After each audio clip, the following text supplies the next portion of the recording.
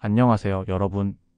오늘은 심리학의 거장 칼 융의 이론을 통해 인간의 마음을 깊이 탐구해 보려고 합니다.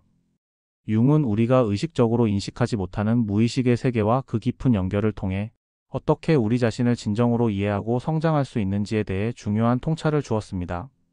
그럼 융의 심리학에 대해 한번 알아보겠습니다. 칼 구스타프 융은 1875년 7월 26일 스위스 캐스빌에서 태어났습니다. 그의 가정은 종교적 분위기가 짙었습니다. 아버지인 요한 파울 아킬레스 융은 개신교 목사였으며 어머니 에밀리 프라이스베르크는 종교적 신비주의에 관심이 깊어 정신세계에 관한 독특한 견해를 가지고 있었습니다. 어린 시절의 융은 조용하고 내성적인 아이로 자연과 신화, 전설에 관심을 가졌습니다. 그의 성장 배경은 나중에 종교와 영성에 대한 그의 연구에 큰 영향을 미쳤습니다. 융은 교육을 위해 바젤 대학교에 진학해 의학을 전공했습니다. 그곳에서 그는 인간 정신과 심리적 현상에 강한 흥미를 느껴 정신의학을 선택하게 되었습니다.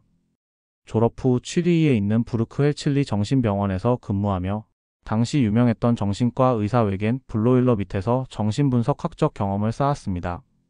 이 시기 융은 정신분열증 환자들과 일하며 환자의 증상 이면에 숨겨진 무의식을 이해하려 노력했고, 이러한 경험은 그의 분석심리학 이론의 기초가 되었습니다. 융은 지그문트 프로이트와의 만남을 통해 그의 학문적 여정을 새로운 차원으로 발전시켰습니다. 1907년 융은 프로이트를 직접 만나며 그의 이론에 깊은 감명을 받았고, 두 사람은 학문적 동료이자 친구로서 협력하게 되었습니다. 프로이트는 융을 자신의 이론을 계승할 후계자로 여길 만큼 신뢰했지만, 융은 프로이트의 성중심적인 이론에 점점 반감을 가지게 되었습니다. 특히 성적 욕망을 인간 심리의 중심으로 보는 프로이트의 관점에 동의하지 않았습니다. 융은 인간의 심리적 동기가 성적인 것에 국한되지 않고 영성이나 자기 탐구와 같은 더 폭넓은 요소들로 구성된다고 믿었습니다. 결국 1913년 두 사람의 결별은 피할 수 없었고, 융은 독립적인 분석 심리학을 발전시키기 시작했습니다. 융은 프로이트와 결별한 후 자신의 내면 세계를 탐구하며 심리적 위기를 겪었습니다. 그는 자신의 무의식과 직면하는 과정에서 척서 더 레드북을 작성하며 꿈과 환상, 상징에 대한 기록을 남겼습니다. 이 책은 그의 개인적 경험과 상징 연구의 핵심 자료로 평가받습니다. 융은 이 과정에서 무의식이 단순히 개인적인 기억과 욕망만이 아닌 인류 전체가 공유하는 집단 무의식을 포함한다고 주장하게 되었습니다. 그는 집단 무의식의 존재를 설명하기 위해 원형이라는 개념을 제안했습니다. 이는 특정 문화나 시대를 초월해 반복적으로 나타나는 심리적 패턴이나 상징으로, 대표적인 예로는 영웅, 어머니, 그림자 등이 있습니다. 융의 또 다른 중요한 기여는 심리유형론입니다. 그는 인간이 세상을 이해하고 반응하는 방식이 크게 외향형과 내향형으로 나뉜다고 보았습니다. 또한 사고, 감정, 감각, 직관의 네 가지 심리 기능을 통해 인간의 성격을 설명했습니다. 이 이론은 오늘날 MBTI 성격 유형 검사와 같은 심리학적 도구의 기반이 되었습니다. 융은 분석 심리학을 통해 자기를 발견하고 통합하는 과정인 개인화를 인간의 심리적 성장의 목표로 보았습니다. 그는 인간이 자신의 무의식과 의식을 통합해 내면의 조화를 이루는 것이 중요하다고 주장했습니다. 이는 동서양의 종교와 철학에서 영감을 받은 것으로, 융은 불교와 도교, 힌두교 등 다양한 문화의 전통을 탐구하며 심리학에 접목시켰습니다. 융은 말년까지 활발히 연구와 저술을 이어갔습니다. 그의 대표작으로는 심리학과 연금술, 자아와 무의식, 분석 심리학의 기본 개념 등이 있으며, 이러한 저술들은 심리학뿐 아니라 종교, 철학, 예술, 문학 등 다양한 분야에 깊은 영향을 미쳤습니다. 그는 1961년 6월 6일 스위스 취리히에서 평화롭게 생을 마감했습니다. 그의 사상은 오늘날에도 심리학과 여러 학문 분야에서 중요한 위치를 차지하고 있습니다. 칼 융과 지그문트 프로이트의 관계는 초기의 깊은 우정과 학문적 협력에서 시작해 결국에는 극명한 의견 차이로 인해 결별로 이어진 복잡한 여정을 보여줍니다. 그들의 관계를 이해하기 위해선 융의 초기 활동, 프로이트와의 만남, 그리고 갈등의 구체적인 일화들을 살펴볼 필요가 있습니다. 융은 프로이트의 신경증 관련 논문을 읽고 그의 이론에 큰 감명을 받았습니다. 그는 이 새로운 관점이 인간 심리학을 혁명적으로 변화시킬 가능성이 있다고 생각했고, 프로이트의 정신분석 이론을 공식적으로 지지했습니다. 하지만 당시 정신분석학은 아직 널리 인정받지 못했기 때문에 융이 프로이트를 지지하자 학계에서 반발이 이어졌습니다. 일부 저명한 학자들은 융에게 협박 편지를 보내거나 비난했지만, 융은 이를 무시하고 프로이트를 직접 만나기 위해 비엔나로 갔습니다. 1907년 두 사람은 처음 만나 13시간 동안 쉬지 않고 대화를 나눴습니다. 그들의 대화는 매우 심오하고 풍부했으며 이후 두 사람은 학문적 동료이자 친구로 빠르게 가까워졌습니다. 프로이트는 융을 정신분석학의 후계자로 여길 정도로 신뢰했고 융을 정신분석학의 왕자라고 부르며 각별히 여겼습니다. 프로이트는 융과 함께 미국으로 여행을 떠나며 정신분석학을 전파하려는 노력을 함께 했습니다. 이 여행 동안 두 사람은 매일 서로의 꿈을 분석하며 학문적 토론을 이어갔습니다. 그러나 시간이 지남에 따라 두 사람의 관계는 서서히 균열을 보이기 시작했습니다. 융은 프로이트의 이론에 대해 점점 더 비판적인 태도를 보였으며 특히 인간의 정신적 동기를 성적 욕망에만 국한하는 프로이트의 관점에 반대했습니다. 융은 인간 정신의 동기를 더 넓은 관점에서 이해해야 한다고 믿었고 종교적, 영적 경험과 집단적 무의식의 개념을 중요시했습니다. 이러한 철학적 차이는 결국 그들의 관계를 심각하게 흔들게 되었습니다. 그들의 관계를 상징적으로 보여주는 일화들이 여러 개 있습니다. 한 번은 초심리학에 대한 논쟁 중 방 안에서 큰 폭음이 2번이나 울리는 사건이 있었습니다. 융은 처음 폭음이 난 후 곧 또 폭음이 날 것입니다 라고 예고했고 그의 말대로 폭음이 다시 울리자 프로이트는 놀라며 융을 바라봤습니다. 이 사건 이후 프로이트는 초심리학이나 유령 같은 주제를 다시 입 밖에 내지 않았다고 전해집니다. 또 다른 일화로는 1912년 민헨에서 열린 정신분석학회에서 프로이트와 융이 아메노피스 4세의 역사적 행위에 대해 논쟁하던 중 프로이트가 논쟁 직후 실신했던 사건이 있습니다. 융은 그를 부축해 소파에 눕혔고 프로이트는 마치 아버지처럼 나약한 모습으로 융을 올려다봤다고 합니다. 이 사건은 두 사람의 관계가 단순한 학문적 동료 이상으로 복잡하게 얽혀 있었음을 보여줍니다. 특히 미국 여행 중의 한 일화는 두 사람의 관계를 상징적으로 드러냅니다. 프로이트가 꿈 해석에 대한 대화를 나누던 중 융이 좀 더 사적인 정보를 알려주면 해석이 풍부해질 것이라고 제안하자 프로이트는 갑자기 의심 가득한 눈빛으로 융을 바라보며 하지만 나의 권위를 위태롭게 할 수는 없어 라고 소리쳤습니다. 이 사건 이후 융은 프로이트와의 관계가 오래 지속되지 않을 것임을 직감했다고 자서전에 기록했습니다. 융은 결국 프로이트의 이론에서 벗어나 독립적인 분석 심리학을 창시했습니다. 그는 프로이트가 자신의 이론을 지나치게 교조화하려 했고 융 자신에게 이를 강요하려는 듯한 태도를 보였다고 느꼈습니다. 또한 인간 정신을 성적 본능으로만 설명하려는 프로이트의 접근이 불완전하다고 보았습니다. 결국 이들의 결별은 단순한 학문적 의견 차이를 넘어 두 사람의 철학적 세계관의 근본적인 차이에서 비롯된 것이었습니다. 프로이트는 융과의 결별 후에도 그를 자신의 학문적 동료로 인정하려는 태도를 보였지만 융은 자신의 길을 걸으며 분석심리학이라는 새로운 심리학적 접근법을 통해 독자적인 학문적 기반을 확립했습니다. 융의 업적 중 가장 중요한 분석심리학이란 무엇인가에 대해 알아보겠습니다. 우선 개요에 대해 알아본 후 개별 내용에 대해 자세히 알아보도록 하겠습니다. 분석심리학은 카를 융이 창시한 심리학의 한 분파로 개인의 무의식뿐만 아니라 집단적 무의식까지 중요한 부분으로 다루고 있습니다. 이 심리학은 정신분석학의 창시자인 프로이트와 비교되지만 프로이트의 이론을 비판적으로 검토하고 독자적인 길을 걸었습니다. 융은 1913년 자신의 심리학을 분석심리학이라고 명명하면서 프로이트와 결별하고 새로운 이론을 제시했습니다. 융의 분석심리학에서 가장 중요한 개념 중 하나는 바로 집단적 무의식입니다. 이는 각 개인이 아니라 인류 전체의 경험과 기억을 공유하는 무의식의 부분을 말합니다. 융은 집단적 무의식이 우리 모두에게 공통적으로 존재하며 이는 신화, 전설, 종교적 상징, 꿈 등에서 나타난다고 설명했습니다.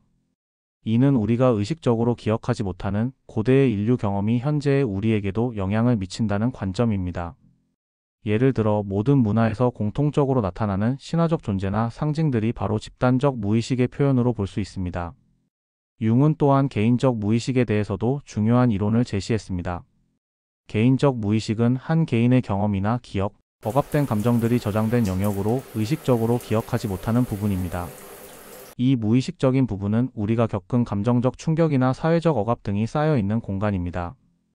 분석심리학에서는 이 개인적 무의식을 의식화하고 그 속에 숨어있는 억압된 감정이나 기억을 끄집어내어 치유하는 과정이 중요하게 다뤄집니다. 이를 통해 개인은 자신의 진정한 자아를 발견하고 내면의 갈등을 해결할 수 있습니다.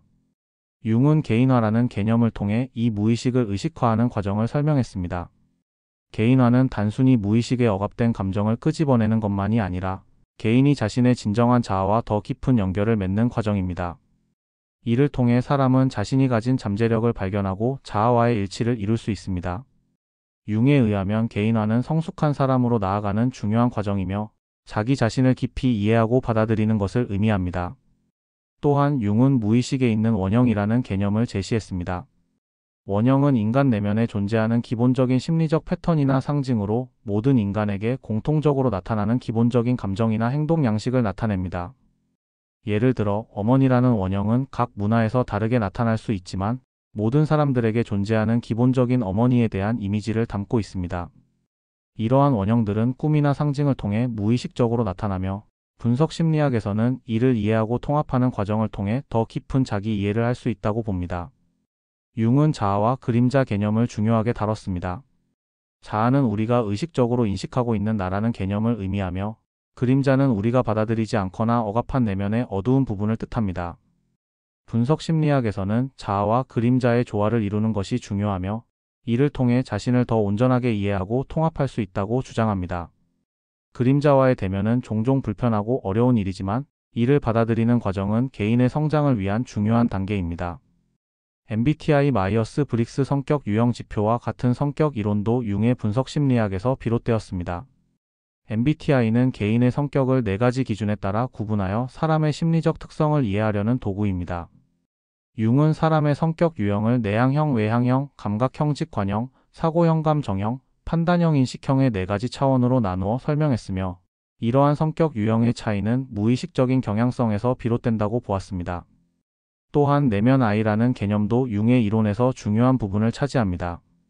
내면 아이는 우리가 어린 시절에 경험한 감정적 상처나 미처 해결되지 않은 문제를 나타내며 이는 성인이 되어서는 무의식적으로 영향을 미칠 수 있습니다.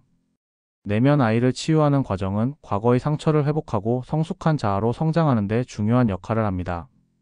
분석 심리학은 단순히 정신적인 문제를 해결하는 데 그치지 않고 사람의 성장과 자아 실현을 위한 깊은 이해와 치유의 과정을 포함하고 있습니다. 융은 무의식에 있는 다양한 측면을 탐구하고 이를 의식화함으로써 사람은 자신을 더 잘 이해하고 삶에서의 갈등을 해결하며 더 나은 자기 자신을 찾을 수 있다고 믿었습니다. 분석 심리학에서 정신 에너지는 가장 주요한 개념 중의 하나입니다. 정신 에너지는 신체의 에너지처럼 구체적으로 눈에 보이지 않지만 우리의 정신 활동을 가능하게 만드는 힘입니다. 쉽게 말해 정신 에너지는 우리의 마음과 생각을 움직이게 하는 원동력이라고 할 수 있습니다. 이 에너지는 물리적인 에너지와 다르게 감각과 경험을 통해 끊임없이 공급되고 정신 속에서 다양한 감정과 생각을 만들어내는 데 사용됩니다. 먼저 정신은 외부와 완전히 차단된 세계라고 할 수 있습니다. 우리는 육체를 통해 외부 세상과 연결되지만 정신은 그 자체로는 외부 세계와 격리되어 있어요. 그럼에도 불구하고 정신은 외부의 자극을 받아들일 수 있는 통로가 존재합니다. 바로 오감을 통해서죠. 우리가 보고, 듣고, 만지고, 맛보고, 냄새 맡을 때 느끼는 감각들은 모두 외부에서 들어오는 에너지입니다. 이 감각들은 우리의 정신을 자극하고 그에 따라 마음속에서 에너지가 이동하거나 재분배됩니다.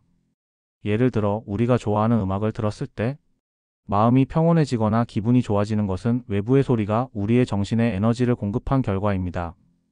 이처럼 외부의 자극은 우리가 느끼는 감정과 생각을 만들어내는 데 중요한 역할을 합니다. 하지만 융은 정신이 항상 완벽하게 균형을 이룰 수는 없다고 봤습니다. 끊임없이 외부에서 들어오는 자극과 감각은 정신의 에너지를 움직이게 하고 때로는 그 에너지가 과도하게 쏠리기도 합니다. 이로 인해 정신은 불안정해질 수 있는데 이를 회복하기 위해서는 일시적으로 외부 세상에서 벗어나 자신만의 시간을 가지는 것이 필요하다고 말합니다. 예를 들어 바쁜 일상 속에서 잠시 휴식을 취하거나 혼자서 사색하는 시간이 정신의 균형을 다시 잡아줄 수 있는 방법이죠. 프로이트의 정신분석학에서는 정신 에너지를 주로 리비도라는 성적 에너지로 설명했습니다. 리비도는 성적인 충동이나 욕망을 포함하는 에너지로 우리가 느끼고 생각하는 모든 것에 영향을 미친다고 했죠. 하지만 융은 리비도가 정신 에너지의 한 측면일 뿐이라고 봤습니다. 즉, 성적 충동은 인간의 정신 세계에서 중요한 역할을 하긴 하지만 정신 에너지에는 그 외에도 다양한 감정, 생각, 창의성 등이 포함된다고 본 것입니다. 예를 들어 한 사람이 창작 활동을 하면서 새로운 아이디어가 떠오를 때 그 사람의 정신 에너지가 창의력으로 전환되는 과정을 생각할 수 있습니다. 이때 성적인 충동과는 무관한 다른 에너지가 발산되며 그 사람의 정신은 창작을 위한 에너지로 활성화되는 거죠. 즉, 융의 분석 심리학에서는 정신 에너지를 성적인 것에만 한정짓지 않고 더 넓은 범위에서 인간의 다양한 심리적 활동을 이끄는 원동력으로 보고 있습니다. 결국 정신 에너지는 우리의 생각, 감정, 행동, 창의성 등을 움직이는 중요한 힘입니다. 그것은 외부 세계와 끊임없이 상호작용하며 때로는 정신을 불안정하게 만들기도 하고 때로는 정신을 성장시키는 데 도움을 줍니다. 이 에너지를 어떻게 다루고 균형을 맞출 것인가는 우리가 더 나은 정신적 감정적 상태로 나아가는 중요한 열쇠가 됩니다. 융의 정신 에너지 이론을 이해하기 쉽게 설명하려면 그가 말하는 세 가지 원리 즉 대립원리, 등가원리, 균형원리를 구체적인 예시를 통해 살펴보는 것이 좋습니다. 대립원리. 융은 정신이 대립하는 힘들에 의해 작동한다고 보았습니다. 즉, 우리의 내면에는 서로 반대되는 두 가지 힘이나 감정이 존재한다는 것입니다. 이 대립적인 힘들이 갈등을 일으키고 그 갈등이 바로 정신 에너지를 만들어낸다고 했습니다. 예를 들어 어떤 사람이 직장에서 승진을 꿈꾸면서 동시에 그 자리를 맡고 싶지 않아 하는 마음이 있다고 생각해 봅시다. 이 사람은 승진을 원하지만 동시에 새로운 책임이 두려워서 주저하는 것입니다. 이 두 가지 상반된 욕망, 승진하고 싶은 욕망과 책임을 회피하려는 욕망이 갈등을 일으키고 이 갈등이 정신적 에너지를 생성합니다. 이 에너지는 결국 그 사람이 승진을 할지 말지를 결정하는 데 영향을 미치며 그 과정에서 끊임없이 내면의 갈등을 해결하려는 에너지가 생겨나는 것입니다. 등가 원리. 융은 물리학의 연력학 원리처럼 에너지가 상실되지 않고 다른 형태로 변환된다고 했습니다. 즉, 특정한 영역에서 사용된 에너지는 사라지지 않고 다른 곳으로 전환된다고 보는 원리입니다. 예를 들어 한 사람이 오랫동안 취미로 그림을 그리며 많은 정신적 에너지를 쏟았다고 합시다. 그런데 어느 날 그 사람이 그림에 대한 흥미를 잃고 새로운 활동인 글쓰기나 음악에 관심을 가지게 되었다면 그림에 투자했던 정신적 에너지가 글쓰기나 음악에 투자되는 것입니다. 그 활동에 쏟았던 정신 에너지가 다른 방식으로 전환되며 그 사람은 여전히 다른 방식으로 창의적인 에너지를 사용할 수 있게 되는 거죠. 이처럼 정신 에너지는 한 분야에서 소진되면 다른 분야로 자연스럽게 전환되어 계속해서 활동을 이어갈 수 있게 합니다. 균형 원리. 균형 원리는 에너지 차이가 평형 상태를 이루려고 한다는 원리입니다. 예를 들어 두 사람이 서로 다른 욕망을 가지고 있다고 생각해 봅시다. 한 사람은 사랑을 원하고 다른 한 사람은 자아실현을 원합니다. 만약 자아실현을 위해 지나치게 많은 에너지를 쏟고 있는 사람은 어느 순간 사랑에 대한 욕망을 더 강하게 느끼게 될 것입니다. 그 에너지가 이동하는 거죠. 즉, 자아실현에 쏟은 에너지가 사랑으로 이동하면서 두 욕망 간의 에너지가 조화를 이루게 되는 것입니다. 그러나 융은 이 상태가 항상 완벽하게 균형을 이루는 것은 아니라고 말했습니다. 실제로 인간의 성격은 다양한 갈등을 일으키고 각기 다른 욕망이 충돌하며 이 과정에서 항상 에너지가 흐르기 때문에 완전한 균형 상태를 유지하는 것은 어렵다는 것입니다. 결국 융의 정신 에너지는 우리의 내면에서 끊임없이 갈등하고 변화하는 힘을 의미합니다. 대립 원리는 갈등을 통해 에너지를 창출하고 등가 원리는 에너지가 변환되어 다른 영역으로 흐르게 하며 균형 원리는 에너지가 이동하여 균형을 이루려는 경향을 보여줍니다. 이러한 에너지의 흐름은 우리의 감정, 욕망, 그리고 행동에 큰 영향을 미치며 우리가 경험하는 심리적 과정을 이해하는 중요한 열쇠가 됩니다. 융의 전진과 퇴행 및 에너지 통로 개념을 이해하기 위해 각 개념을 좀 더 쉽게 풀어보겠습니다. 전진과 퇴행은 우리의 심리적 발달이나 변화를 설명하는 개념입니다. 전진은 우리가 성장하고 적응하는 과정에서 에너지가 정신적인 활동에 더해지는 것을 말합니다. 일상에서 긍정적인 경험이나 새로운 도전을 통해 우리는 스스로를 발전시키며 그런 경험들은 정신의 에너지를 추가하여 내면의 성장을 돕습니다. 예를 들어 새로운 직장에서 새로운 업무를 맡게 되면 처음에는 긴장되지만 점차 그 일에 적응하고 성장하는 경험을 하게 됩니다. 이 과정은 전진이라고 할 수 있습니다. 새로운 도전을 하면서 정신이 계속 자극받고 성장을 위한 에너지가 더해지는 것입니다. 반면 퇴행은 정신적 에너지가 줄어드는 과정을 의미합니다. 우리가 스트레스나 어려운 상황을 겪을 때 때때로 과거의 행동이나 상태로 돌아가려는 경향이 생깁니다. 예를 들어 직장에서 큰 실수를 했을 때 그 실수로 인해 자신감을 잃고 자신의 능력에 대해 의심하거나 어릴 적처럼 부모님에게 의존하고 싶은 마음이 생길 수 있습니다. 이런 상태는 퇴행의 일종으로 자신감을 되찾기 위한 노력이 아니라 과거의 상태로 돌아가려는 심리적 경향이 나타난 것입니다. 퇴행은 일시적으로 에너지를 빼앗기게 만들지만 반복되는 과정 속에서 우리는 결국 새로운 방식으로 성장하고 다시 전진할 수 있게 됩니다. 에너지 통로. 융은 정신 에너지가 물리적인 에너지처럼 일정한 통로를 통해 흐른다고 설명했습니다. 이 통로는 상징이라고 불리며 우리가 겪는 경험, 감정, 그리고 행동에서 나타나는 특정한 경로들을 의미합니다. 예를 들어 처음에는 취미로 그림을 그리던 사람이 점차 그 활동을 통해 자신감을 얻고 더 창의적인 작업에 도전하려고 할 때 그림 그리기는 그 사람에게 중요한 에너지 통로가 됩니다. 이 통로는 그림을 그리는 활동을 통해 창의력과 자아 표현의 에너지가 흐르고 이 에너지가 결국 새로운 상징이나 활동을 만들어내게 됩니다. 상징은 우리의 내면에서 새로운 활동이나 사고방식을 이끌어내는 원동력이 됩니다. 예를 들어 만약 어떤 사람이 오랫동안 책을 읽지 않다가 우연히 자기계발서에 관심을 가지게 되었다면 그 책이 그 사람의 내면에서 새로운 상징을 만들어냅니다. 이 상징은 그 사람을 새로운 목표와 활동으로 이끌어가며 계속해서 에너지를 흐르게 만들죠.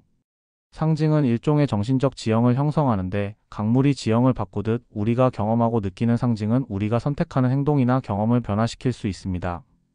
따라서 전진과 퇴행은 정신 에너지가 발전하면서 생기는 자연스러운 변화 과정이며 에너지 통로는 우리의 경험과 행동을 통해 정신 에너지가 새로운 방향으로 흐를 수 있도록 만들어주는 중요한 개념입니다. 융의 분석 심리학에서 마음의 구조는 인간의 마음이 어떻게 구성되어 있는지 설명하는 중요한 개념입니다. 이를 좀 더 쉽게 이해하기 위해 예시를 들어 설명하겠습니다. 칼 융의 분석 심리학에서 마음의 구조는 우리가 의식적으로 알고 있는 부분과 숨겨진 무의식의 영역 그리고 이를 연결하는 보편적 패턴인 원형으로 나뉩니다. 이 구조를 통해 인간의 경험과 내적 갈등을 이해할 수 있습니다. 의식은 우리가 현재 느끼고 생각하며 행동하는 영역입니다. 예를 들어 지금 이 글을 읽으며 이해하려고 노력하는 당신의 상태가 바로 의식입니다. 의식의 중심에는 자아가 있습니다. 자아는 우리가 나라고 인식하는 정체성의 핵심입니다. 예를 들어 아침에 오늘은 어떤 옷을 입을까를 결정할 때 이 선택을 내리는 것이 바로 자아의 역할입니다. 또 다른 의식의 요소는 페르소나입니다. 페르소나는 우리가 사회에서 쓰는 가면 같은 역할입니다. 회사에서는 전문적이고 깔끔한 모습을 보여주지만 집에서는 편안하고 다정한 모습을 보이는 것도 페르소나의 작용입니다. 예를 들어 직장에서 상사에게는 예의 바르게 대하면서도 친구들과는 유머러스하게 행동하는 당신은 서로 다른 페르소나를 사용하는 것입니다. 하지만 페르소나에 너무 몰두하면 진정한 자신을 잃을 수 있습니다. 예를 들어 항상 타인의 기대에 맞추다 보면 나는 진짜 누구인가라는 혼란에 빠질 수도 있습니다. 무의식은 우리가 의식적으로는 알지 못하지만 우리 행동에 큰 영향을 미치는 마음의 깊은 층입니다. 무의식은 개인 무의식과 집단 무의식 두 가지로 나눌 수 있습니다. 개인 무의식은 각자가 살아오며 억누르거나 잊어버린 기억과 감정의 저장고입니다. 예를 들어 어린 시절에 시험에서 떨어져 큰 부끄러움을 느꼈던 경험이 있다고 합시다. 지금은 그 일을 잊었다고 생각할지라도 중요한 발표를 앞두고 갑자기 두려움이 느껴진다면 그것이 바로 개인 무의식에서 올라온 영향입니다. 또한 개인 무의식에는 콤플렉스라는 것이 있습니다. 이것은 특정 경험과 감정이 응집되어 강렬한 영향을 미치는 심리적 패턴입니다. 예를 들어 부모에게 항상 칭찬받고 싶었던 사람이 있다면 나중에 직장에서 상사에게 인정받지 못할 때 과도하게 불안하거나 좌절감을 느낄 수 있습니다.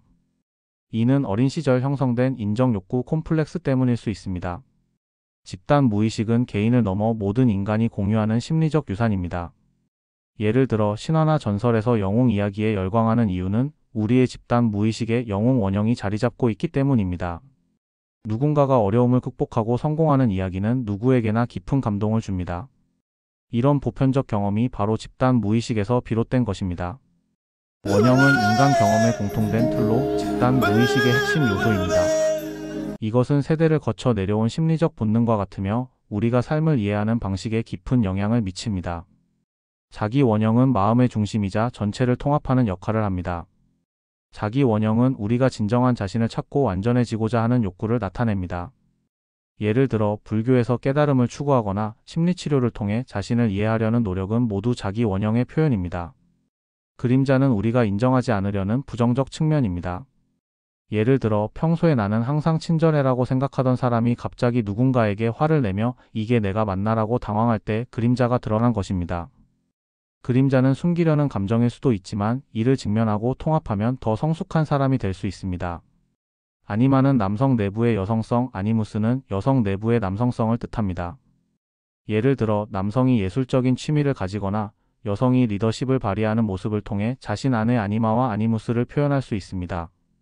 이러한 원형을 받아들이는 것은 균형 잡힌 성격을 형성하는 데 중요합니다. 영웅 원형은 도전과 시련을 극복하려는 인간의 본능을 상징합니다. 예를 들어 고난을 이겨내고 꿈을 이루는 이야기는 영화나 문학에서 자주 등장하며 이는 우리가 집단 무의식 속에 영웅 원형을 공유하기 때문입니다. 융은 마음의 구조를 통해 우리가 단순히 의식적 존재가 아니라 무의식 속에 깊은 뿌리를 가진 존재임을 보여줍니다. 우리의 행동과 감정은 의식뿐 아니라 무의식과 원형의 영향을 받아 나타납니다. 이를 이해하면 내면의 갈등을 해결하고 진정한 자신을 발견하는 데 도움이 됩니다. 예를 들어 자신이 왜 특정 상황에서 과도한 반응을 보이는지 고민된다면 그것은 개인 무의식의 콤플렉스 때문일 수 있습니다. 또는 내가 왜 같은 실수를 반복하는지 궁금하다면 그것은 집단 무의식 속 원형의 영향일지도 모릅니다. 융의 이론은 우리가 자기 자신과 더 깊이 연결되고 내면의 조화를 이루는 데 중요한 길잡이가 됩니다. 융의 인격 발달 이론은 인간의 전 생애를 통해 개인이 성장하고 변화하는 과정을 설명합니다. 이 과정의 핵심은 자신의 모든 면을 통합해 조화를 이루는 것인데 이를 위해 개성화와 초월 기능이 중요한 역할을 합니다. 개성화는 각 개인이 자신의 독특한 특성과 성격을 발전시키는 과정입니다. 이는 마치 퍼즐 조각을 하나씩 맞춰가며 전체 그림을 완성하는 것과 같습니다. 초월 기능은 이처럼 발전한 개성의 서로 다른 면들을 조화롭게 통합하는 능력입니다. 예를 들어 누군가가 내성적인 성격과 외향적인 성격의 경향을 동시에 가지고 있다면 초월 기능은 이 둘을 균형 있게 사용하도록 돕는 역할을 합니다. 이 두 가지 과정을 통해 사람은 자신의 정체성을 찾아가고 더 나아가 자신의 전체성을 실현하게 됩니다. 출생부터 사춘기까지의 아동기는 모든 것이 부모와 밀접하게 연결된 시기입니다. 어린아이들은 부모의 세계 안에서 그들의 영향을 받으며 성장합니다. 이 시기의 아이들은 규칙 없는 혼란스러운 상태에서 점차 자아를 형성해 갑니다. 예를 들어 처음에는 나라는 개념 없이 부모에게 의존하지만 학교에 들어가 친구를 사귀면서 자신만의 정체성을 조금씩 발견하기 시작합니다. 이 과정에서 아이는 부모의 울타리를 벗어나 점차 독립적인 존재로 나아갑니다. 청소년기와 성인 초기에는 삶의 방향을 설정하는 중요한 시기가 시작됩니다. 이 시기를 융은 정신의 탄생기라고 표현했습니다. 청소년은 새로운 선택과 책임을 마주하며 사회생활에서 자신만의 자리를 찾아야 합니다. 예를 들어 진로를 선택하거나 인간관계를 맺으며 성숙한 결정을 내려야 하는 도전이 이 시기에 많이 나타납니다. 이 시기는 자신을 강하게 다지고 목표를 이루기 위해 노력하며 물질적 안정과 정신적 성장 모두를 추구하는 시기입니다. 중년기는 융이 특히 주목했던 시기로 가장 복잡하면서도 중요한 변화를 겪는 시기입니다.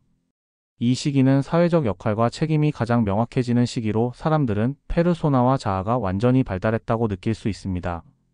하지만 동시에 이전에 중요하다고 여겼던 가치가 사라지거나 공허함을 느낄 수 있는 시기이기도 합니다. 예를 들어 성공과 명성을 추구하던 사람이 갑자기 그것들이 더 이상 만족감을 주지 않는다고 느낄 때 새로운 삶의 의미를 찾아야 합니다. 이 시기에는 자신의 내면을 돌아보고 새로운 가치와 목표를 설정해 자신과 삶을 재구성하는 것이 중요합니다. 노년기는 융이 상대적으로 덜 다룬 시기지만 이 시기는 마치 아동기와 비슷한 면이 있습니다. 노년은 삶의 종착점으로 더 이상 외부의 활동보다는 내면으로 깊이 들어가는 시간이 됩니다. 예를 들어 한 노인이 젊은 시절 이루었던 업적을 되돌아보고 자신의 삶을 정리하며 더 깊은 내적 평화를 찾는 과정을 겪는 것입니다. 결국 노년기는 무의식 속으로 서서히 잠겨드는 시간이며 인생의 마무리를 준비하는 단계로 볼 수 있습니다. 융의 인격 발달 이론은 단순히 연령에 따른 변화만을 설명하는 것이 아니라 사람이 자신의 다양한 면을 통합해 완전한 존재로 나아가는 여정을 강조합니다. 이를 통해 우리는 삶의 각 단계에서 어떻게 성장하고 내적 조화를 이룰 수 있는지 깊이 이해할 수 있습니다. 융의 성격 유형론은 사람들의 성격을 4가지 큰 범주로 나누고 이를 더 세분화하여 8가지 최종적으로는 16가지의 성격 유형으로 구분하는 이론입니다.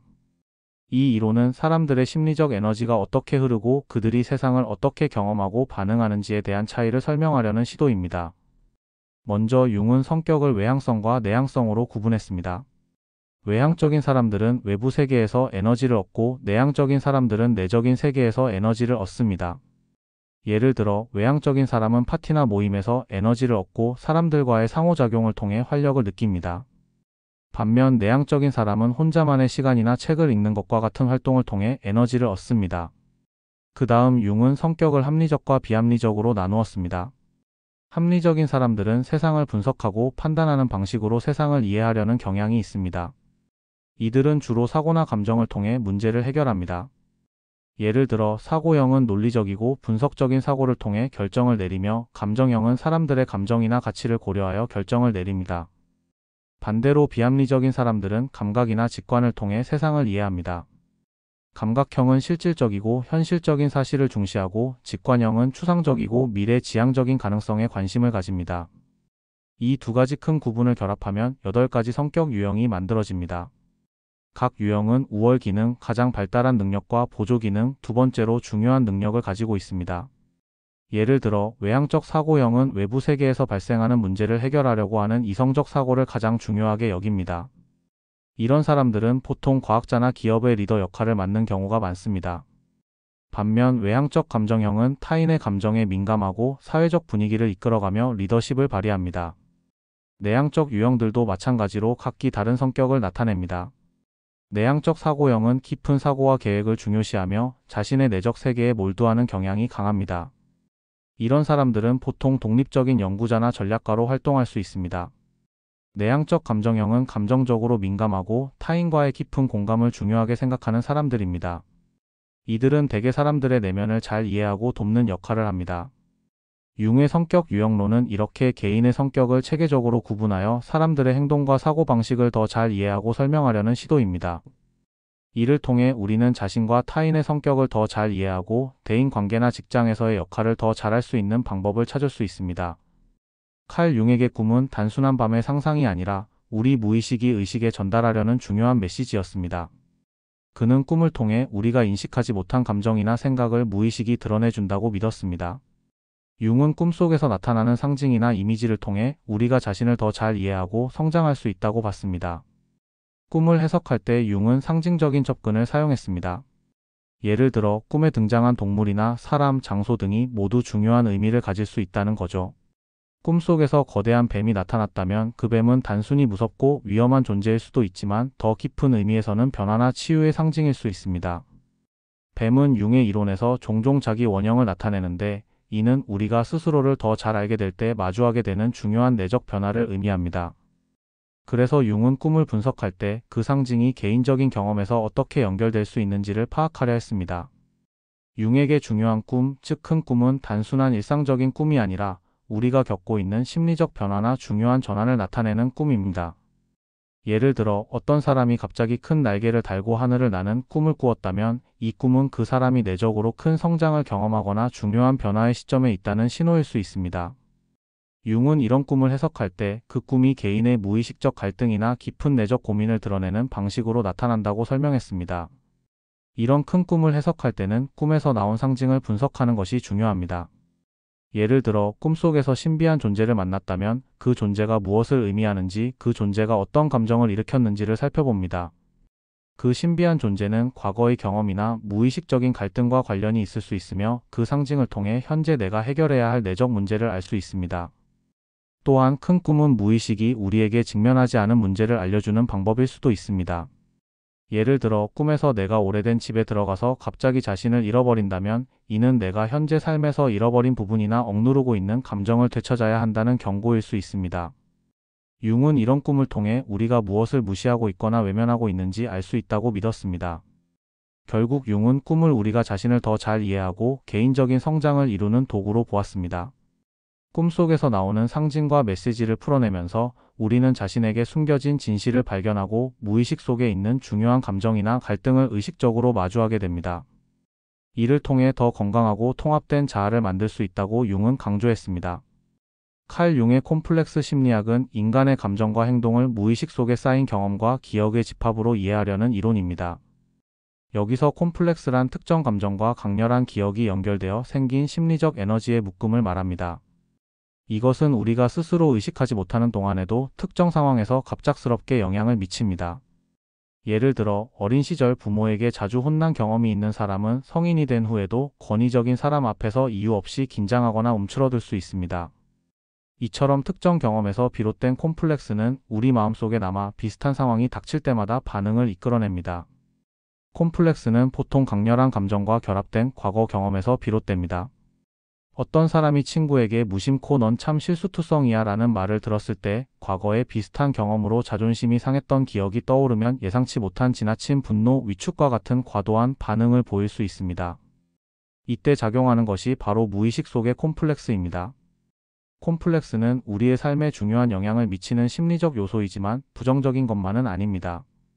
예를 들어 열등 콤플렉스를 가진 사람이 자신의 부족함을 깨닫고 이를 극복하려고 노력하면서 뛰어난 성취를 이루는 사례를 생각해 볼 수 있습니다. 운동선수를 예로 들자면 어릴 때 몸이 약해서 열등감을 느꼈던 사람이 이를 극복하기 위해 꾸준히 운동을 하고 체력을 길러 세계적인 선수로 성공하는 경우가 있습니다. 이처럼 콤플렉스는 적절히 다룰 수 있다면 성장을 이끄는 원동력이 될 수 있습니다. 무의식의 신호와 콤플렉스? 융은 무의식을 이해하는 것이 우리의 내면을 깊이 탐구하고 콤플렉스를 다루는 데 필수적이라고 보았습니다. 무의식은 우리가 의식적으로 떠올릴 수 없는 감정, 기억, 그리고 경험을 담고 있지만 그것이 우리의 행동과 감정에 강력한 영향을 미칩니다. 특히 무의식은 다양한 신호를 통해 우리에게 메시지를 전달합니다. 이러한 신호를 알아차리고 이해하는 것이 자기 이해와 성장의 시작점이 될 수 있습니다. 무의식의 신호는 여러 방식으로 나타납니다. 대표적인 예로는 꿈, 실수, 반복적인 행동 패턴, 혹은 특정 상황에서 느끼는 강한 감정 반응 등이 있습니다. 예를 들어 특정 사람을 만날 때마다 이유 없이 화가 나거나 불편함을 느낀다면 그 감정의 원인이 무엇인지 살펴볼 필요가 있습니다. 이것은 단순히 상대방의 행동 때문이 아닐 수도 있습니다. 과거에 비슷한 성격의 사람으로부터 상처받은 기억이 무의식에 남아 현재 상황에 투영되었을 가능성이 있습니다. 꿈은 무의식의 신호를 가장 상징적으로 드러내는 예입니다. 꿈속에서 나타나는 이미지는 우리의 감정과 경험을 반영하는 상징으로 볼 수 있습니다. 예를 들어 반복적으로 무언가에 쫓기는 꿈을 꾸는 사람은 현실에서 직면한 책임이나 압박을 회피하고 싶은 마음이 무의식에 자리 잡고 있을 수 있습니다. 이 꿈을 통해 무의식이 너에게 지금 부담이 큰 일이 있다는 신호를 보내는 것입니다. 또 다른 신호는 반복적으로 저지르는 실수나 특정 행동 패턴입니다. 예를 들어 중요한 약속 시간에 자주 늦는 사람이 있다고 가정해 봅시다. 단순한 건망증처럼 보일 수 있지만 이 행동이 무의식적으로 책임을 회피하고 싶다는 메시지를 담고 있을 수도 있습니다. 과거의 책임감 때문에 큰 스트레스를 겪었던 경험이 있다면 이 기억이 현재의 행동에 영향을 미쳤을 가능성이 큽니다. 강한 감정 반응도 무의식의 신호일 수 있습니다. 예를 들어 어떤 사람이 특정 동료를 볼 때마다 화가 난다고 해봅시다. 아무 이유 없이 느껴지는 것 같은 이 감정 뒤에는 무의식적인 경험이 숨어 있을 수 있습니다. 어쩌면 과거에 비슷한 태도를 가진 사람에게 부당한 대우를 받은 기억이 무의식에 남아 현재 상황에 반응하는 것일 수 있습니다. 융은 이러한 무의식의 신호를 알아차리고 분석하는 것이 콤플렉스를 이해하고 극복하는 데 중요한 과정이라고 보았습니다. 자신이 어떤 감정이나 행동을 반복적으로 경험할 때 그 이유를 깊이 탐구해 보는 것이 필요합니다. 이는 자신의 감정과 행동을 단순히 억제하거나 외면하는 것이 아니라 그 근원을 찾아 이해하고 통합하는 것을 의미합니다. 무의식의 신호를 탐구하는 과정은 쉽지만은 않습니다. 꿈에 나타나는 상징을 해석하거나 반복되는 행동의 원인을 찾는 데는 시간이 걸릴 수 있습니다. 그러나 이러한 노력은 자기 이해와 성장으로 이어집니다. 무의식의 신호를 통해 우리는 자신의 콤플렉스를 더 잘 이해할 수 있으며 이를 통해 더 나은 결정을 내리고 감정적으로 자유로워질 수 있습니다. 콤플렉스는 우리를 방해하는 요소가 아니라 우리가 성장할 수 있는 도구가 될 수 있다는 점을 기억하는 것이 중요합니다. 꿈을 통한 콤플렉스의 탐구. 꿈은 우리가 의식적으로 알아차리지 못하는 무의식을 보여주는 통로입니다. 융은 꿈이 단순한 이야기가 아니라 우리의 내면 깊은 곳에서 전하는 메시지라고 보았습니다. 꿈에 나타나는 장면, 사건, 사람들은 무의식에 있는 감정이나 경험을 상징적으로 표현합니다. 이를 이해하면 우리가 가진 콤플렉스와 감춰진 문제를 파악하는 데 도움이 됩니다. 예를 들어볼까요? 한 학생이 자꾸 시험에서 떨어지는 꿈을 꾸는 상황을 생각해 봅시다. 이 꿈은 단순히 시험을 망칠까봐 걱정된다는 뜻으로 끝나지 않습니다. 이 꿈은 더 깊은 의미를 담고 있을 가능성이 큽니다.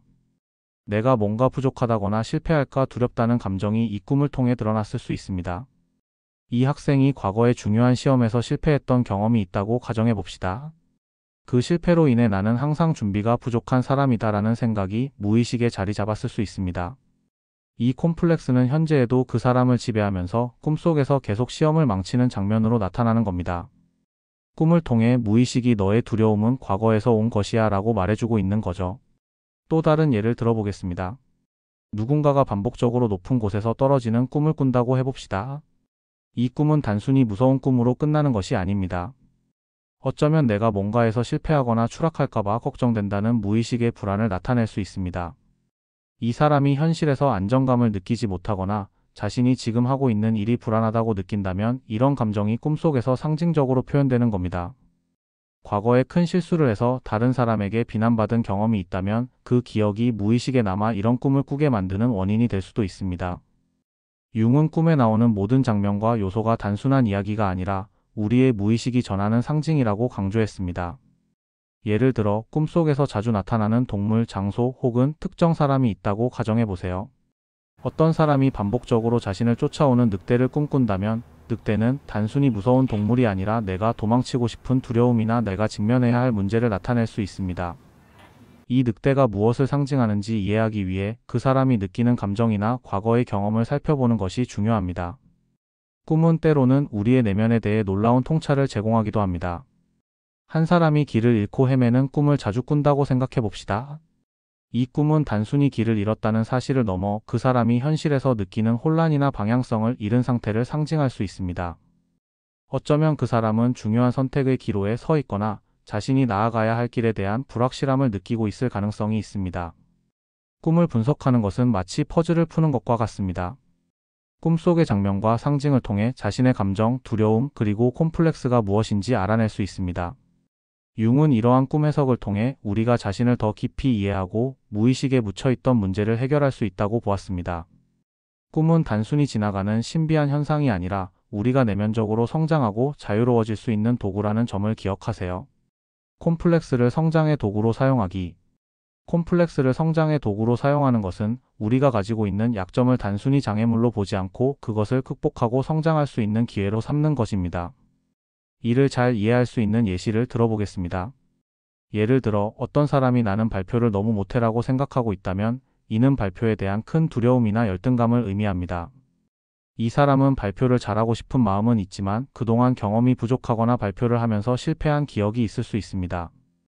이때 발표에 대한 두려움이 바로 그 사람의 콤플렉스입니다.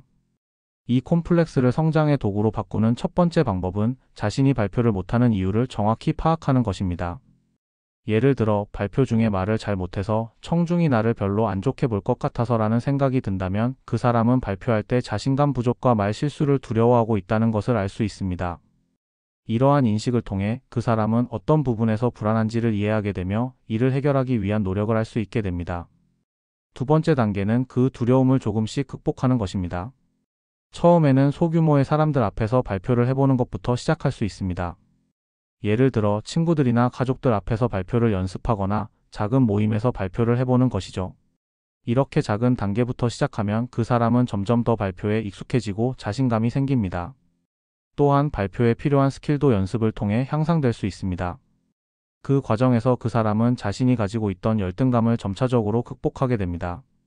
과거에는 발표에 대한 두려움 때문에 계속해서 회피하려 했던 상황에서 이제는 발표를 해도 괜찮고 점점 더 잘할 수 있다는 믿음이 생깁니다. 발표 능력이 향상되면서 그 사람은 점차적으로 자신감을 얻고 자신이 과거에 느꼈던 불안이나 열등감을 성장의 발판으로 바꾸게 됩니다.